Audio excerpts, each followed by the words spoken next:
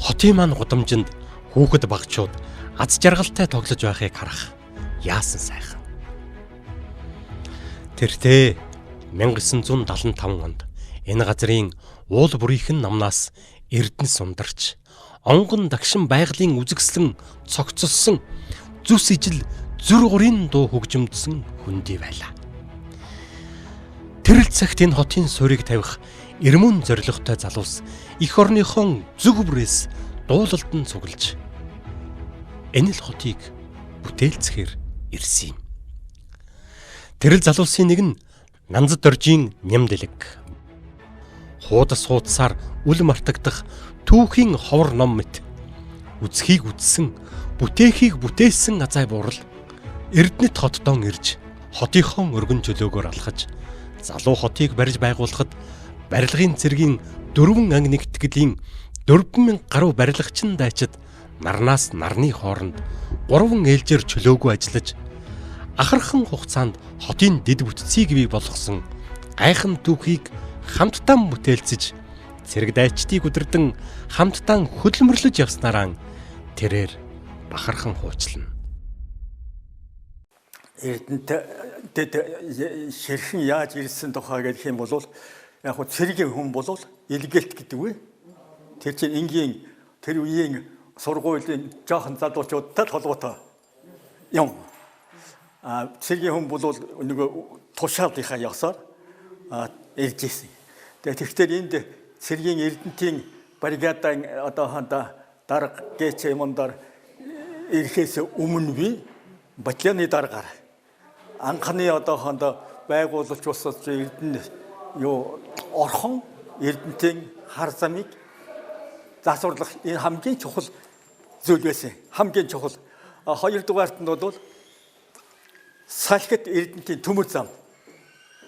Гуравдугаарт нь бол Улаанбаатар хотоос татж иржсэн 36 КВ-гийн өндөр хүчтэй шугам. Энэ гурвыг одоохондоо барьж байгуулах бол хамгийн нэгдүгээр зэргийн асуудал байлаа л дээ. Тэгэхэд энэ Эрдэнэтийн энэ талбай бол ерөөсөө хоосон шахуу ийм байсан. Анх эхлээд 1974 оны 8 дугаар 7 дугаар сард одоохондоо төмөр замыг эхлүүлээд ингээд явж ирсэн. Цаанаас орхоноос наашаага яваад наашаага тэр орхон сангийн аж ахуй хүртэл төмөр хар зам болвол ингээд эхлээд ингээд явж ирсэн. Яг тэр цэгээс эхлээд миний удирдсан барилгын цэргийн анги бол тэр зөвлөлтийн цэргийн ангитай хамтраад тэр орхоноос нааших замын засварын ажилд орж ирлээ л дээ. Яг энэтэй зэрэгцээд яг зэрэг явагдчихсэн тэр өндөр хүчтлийн төрөний ярьдаг тэр 36 кВт-ийн өндөр хүчтлийн анхны шугамч Монголын цахилгаан шүү дээ. Тэр чинь Оросоос биш тэр Монголын Оросын сүүлд нь орж ирсэн. Тэр цахилгааны шугамдаар мөн ялгаа байхгүй. Миний хэдэн цэргийн садааханд ажиллуулна да. Тэнд мэрэгжлийн улсууд чинь бол тэднийг заавардаад манлайлаад ингээд ажиллуулж ирлээ л дээ. Тэг миний хувьд бол одоохондоо ерөөсөө тэр баруун талд тэр төмөр зам хар зам за тэгээд дээр нь бол юу материал хангамжийн бааз ерөөсөө тийм төвлөрсөн юм байхгүй. Энд ч ялгаа байхгүй.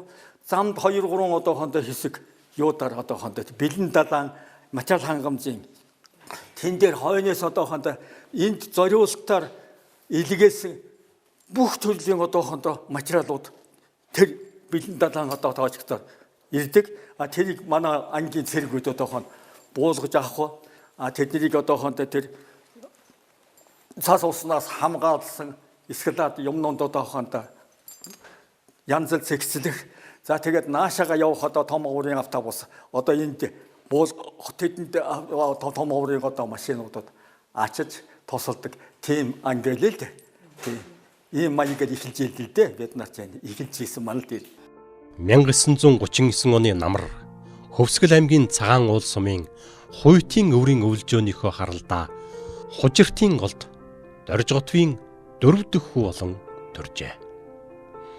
Тэрээр 1947-оос 1951 онд сумын баг сургууль, 1952-оос 1957 онд Бадрал нэгдлийн гишүүн, 1957-оос 1961 онд Сумын өртөөнд шуудан хүргэгч, бичээч, бичиг хэргийн эрхлэгч, бүрэн тогтох сумын дэлгэр мөрөн нэгдлийн орлогч дарга бөгөөд үйлдвэр, барилгын дарга, аймгийн гүйцэтгэх захиргаанд байцаагчаар ажиллаж байна.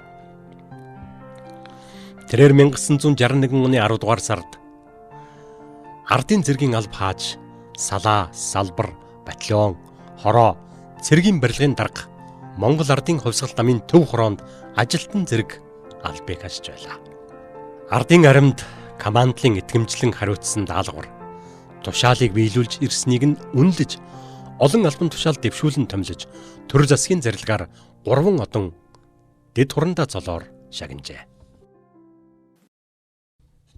1974 оны 7 дугаар сараас Өвөр хангаан аймгийн хар хоринд ажиллаж байсан хушууч Нямдэлэг, Ахмад Бүрүвдог, Ахмад Чилгаасвар нарын удирдсан барилгын 4 дугаар батальон, Сэлэнг аймгийн Орхон сумын сангийн аж ахуйн ойролцоо шилжин ирж, төмөр замын цэргийн ангитай хамтран Дарханаас Орхон голын гүр хөшөөтийн давааг дайруулж Эрдэнэт хот хүртэлх 180 км сайжруулсан авто замыг барих даалгавар авч ажиллажээ. Үүнтэй зэрэгцэн 1974 оны 8-9 дугаар саруудад Дархан хотоос 111 дугаар батальоныг Эрдэнэтэд шилжүүлэн ажиллуулж эхэлснээр барилгын цэргийн 155 дугаар нэгтгэл хоёр улсын хамтарсан уулын баяжуулах Эрдэнэт үйлдвэр, шинэ Эрдэнэт хот, түүний дэд бүтцийн асуудлуудад орон тооныхон 4 ангийн 4,000 гаруй хүнийхэн тал хувийг төмөр зам, хар зам, өндөр хүчтлийн цахилгаан шугам зэрэг Зөвлөлт холбоот улсын тээврийн яамны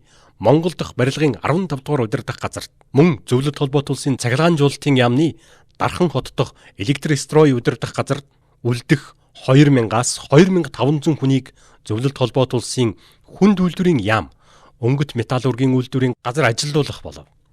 Тухайн үед Оросын холбооны 15 бүгд наримдах улсын 70 гаруй хотоос шигшигдэн ирсэн 10,000-аас 12,000 ажилчид инженер техникийн ажилтнуудтай цэргийн барилгын дайчид хоногт 3 ээлж болон ажиллаж 1978 оны 12 дугаар сарын 14-нд үйлдвэрийн 1-р ээлжийг ашиглалтанд оруулсан түүхтэй. Уулын баяжуулах Эрдэнэт комбинатын эхний ээлжийн цогцлборыг 1978 оны эцсээр ашиглалтанд оруулсныг хавьд сайн мэдэж байна. Түүнээс хойш өнгөрсөн богино хугацаанд Зөвлөлт Монголын барилгачид ус комбинатын үйлдвэрлэлийн хүч чадлын дараачийн 3 ээлжийг барьж байгуулах ажлыг амжилттай дуусгаж, эдгээрийг хугацаанаас өмнө ашиглалтанд өгч тус цогцлборын бусад бүх объект барилга байгууламжийг засгийн газар хоорондын хэлэлцээрийн дагуу барьж дууслаа.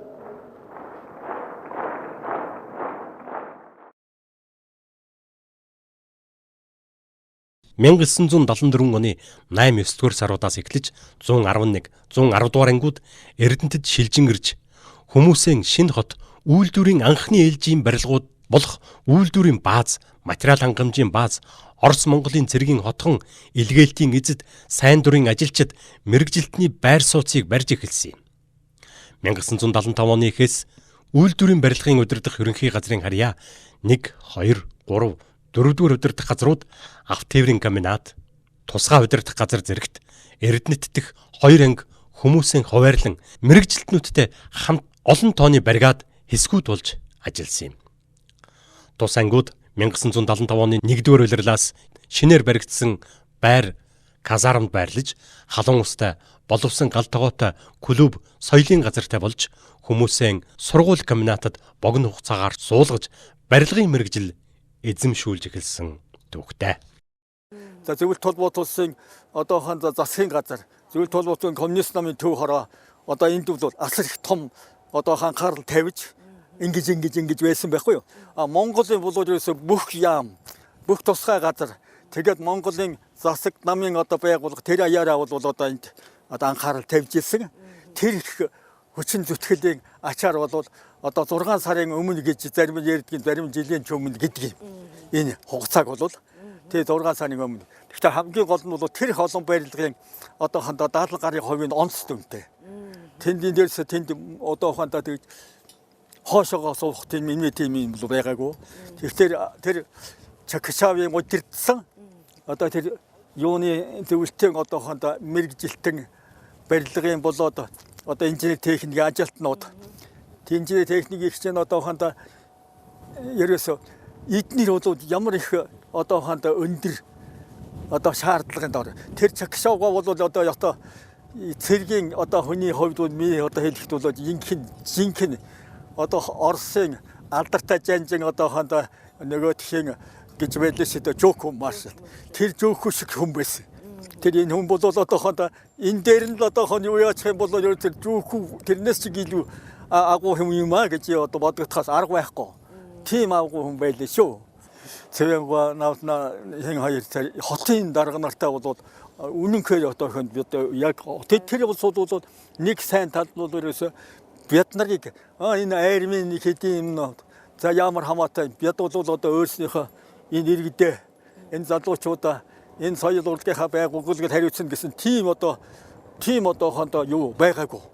Ерөөсө жинхэнэ одоо ёстой интернационалч удирдагч нар болсон байхгүй юу? Тэтгэж чинь банзарагч гооч ялгаа байхгүй, цэвэн гооч ялгаа байхгүй, банзарагчийн орлогч нар. Банзарагчийн орлогч нэг гайхалтай одоохондоо сайхан залуу байсан. Одоо чимэцэр ингэж энэ чин тэр чин юуных маш их өндөр боловсролтой. Тийм одоохондоо тэр банзарагч орлогч. Банзарагч тэгээ цэвэнгуй хоёр бол ийм хүмсүүд байлаа. Цэвэнгуй чинь яг нөгөө өөрөө одоохондоо яамны орлогч сайд энэ төр байсан өндөр нэр хүндтэй. Түүнээс гадна бүр одоохондоо тийм Орос одоо шилний бүр унган тийм одоо мэдээ хоёрдугаар толгой бол одоохондоо агуу. Ерөөсөө агуу. Тэр аяараа тэр тарих нь бол одоохондоо юу л та тийм хүн байсан. Тийм сайхан хүн байсан. Тэгээд тэдэнтэй ингээд хоёр дотн ажиллана гэдэг бол надад бол миний амьдралын одоохондоо аз завшаан. Миний одоохон буян хишиг байсан л дээ. Одоо юунаас заяасан. Харамсалтай тэдгээр улсууд маань надад сөүлднийхөө харуулсан да. Гэхдээ чи яахаар одоохондоо ингээд явж ядгийг. Чиний хаав нь чи үгүй ятханаа чамд чинь ямар одон өгсөн энийг барилаа гэж. Энийг барьсны төлөө чи ямар юм шиг. Засгийн газраас надад баярын бичигч өгөөгүй шүү. Гэхээр чинь гомрос дуу алддаг байсан. Ер нь одоо нөгөө их айхтар бохор хатуу хярган ажлын бол тэр 4000-аад цэрэг тэр 4000-аад цэрэг чинь ганцхан тэр 4000 биш. Тэр чинь цэрэг чинь 3 жил болоод саллагдчихсан. Яг нарийн тооцоогоор бол ерөөсөө цэрэг богоонтой хүн энэ үйлдвэрс одоо 30-аад мянган хүн одоо оролцсон байгаа шүү дээ тэр чинь. Ээлжээр одоохондоо солигдоод ээлдээ солигдоод дараагийнх нь ирээд байгаа чинь. Ийм учраас ерөөсөө Чагшаав өөрийнхөө номонд энэ дээр улсын ашиглалтанд хүлээлгэж өгсөн хэлсэн үгэндээ за тэгээд олон янзын одоо хүмүүсүүдийн ярьсан цэдэн болгоо болоод одоохондоо тэр дотор өөрийнх нь хэд дахин дурдсан. Энд одоо Оросын одоохондоо зөвлөлтийн одоо ийм салбарын улсууд ингэж хүчин зүтгэсний дээр Монголын зохион байгуулалттай барилгачдын удирдах газар гэж арай харин тэрийг нэмдэлийн удирдсан гэж арай хийдэггүй. Тэр удирдах газар энд бол онцгой гавьяа байгуулсан.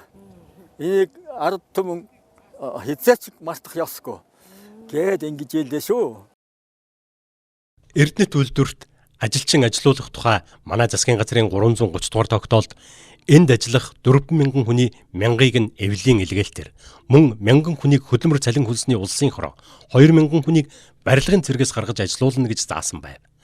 Гэвч барилгын цэргээс бусд байгууллагууд нийлээд 1000-аад хүн ажилуулсан байх. Бодит байдал дээр 155 дугаар нэгтгэлийн 4 батальоны оролцсон хүний тоон 4500-аас бууралтгүй 1979 оны эхний хагас жил хүртэл ажилласан юм. 1976 оны шинэ жилээр барилгын дарга Чагшаав манай барилгын ажлыг дүгнэж эрүүлсэн баярын бичгтээ манай хамт олон үйлдвэрийн эхний ээлжинд нэн тэргуунд барьсан объектуудаа маш идэвхтэй бүтээлчээр ажиллаж, Монголын барилгын цэргийн нэр төрөөр төлөөллөө зогсохгүй Монголын барилга стыг төлөөлөх хэмжээний хамт олон гэдгээ нотлон харуулв. Танайхны барьж байгуулсан эдгээр объектууд баяжуулах фабрикийг хугацаанд нь ашиглалтанд өгөх нөхцөлийг бүрдүүлв. Та нөхдийн гавьяа төлс төр засгийн ямар ч шагналд бүрэн хүртэх хэрэгтэй гэж бичсэнийг манайхан орчуулж бүгдэд харагдахаар тавьж байснаа яахан мартах вүлээ гэж Нэм Дэлэг-гуай тэр дээх 48 жилийн өмнөх талархлыг тодоос тод санан дурсаж байна.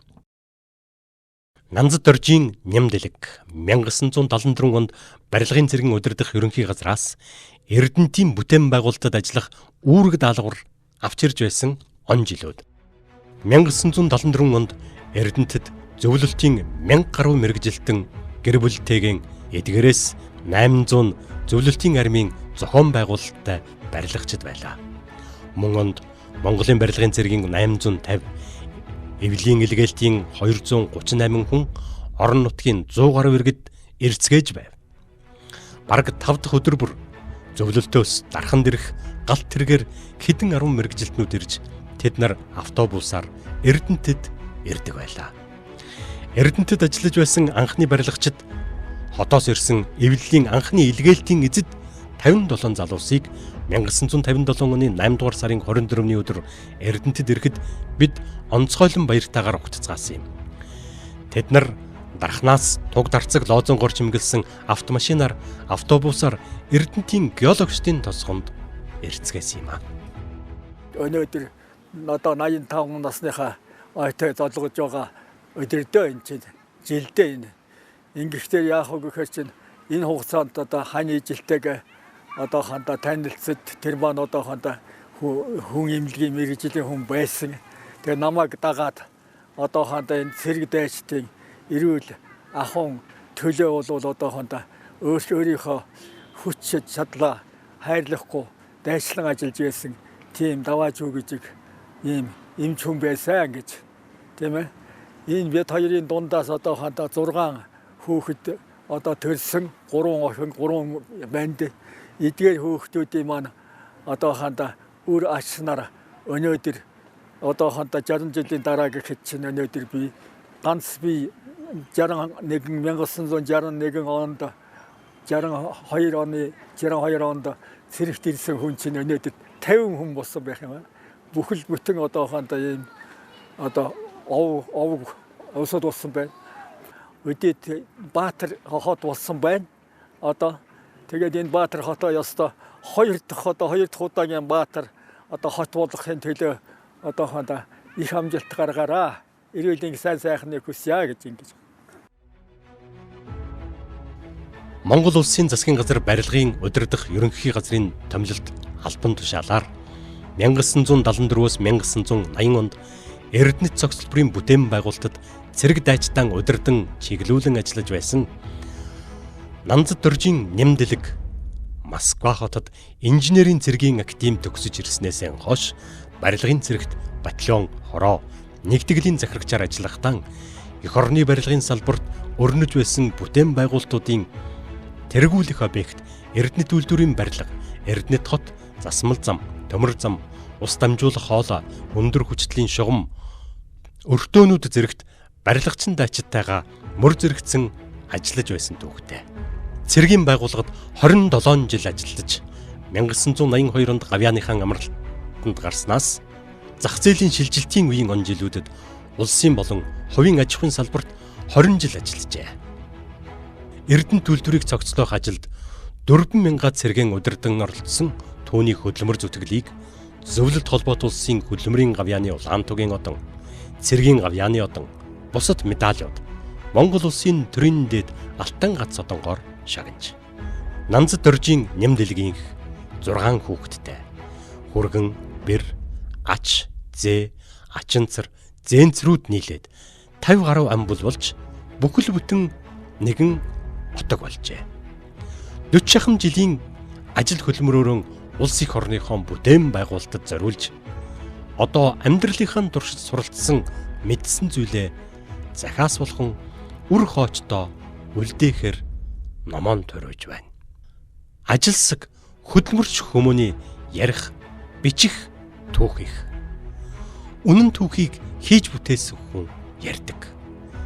Нийслэл хотоос биднийг зорин ирж үүх түүх хуваалцсан азай бурал нэм дэлэг танд эрүүлэнх сайн сайхан бүхнийг хүсэн өрөөе.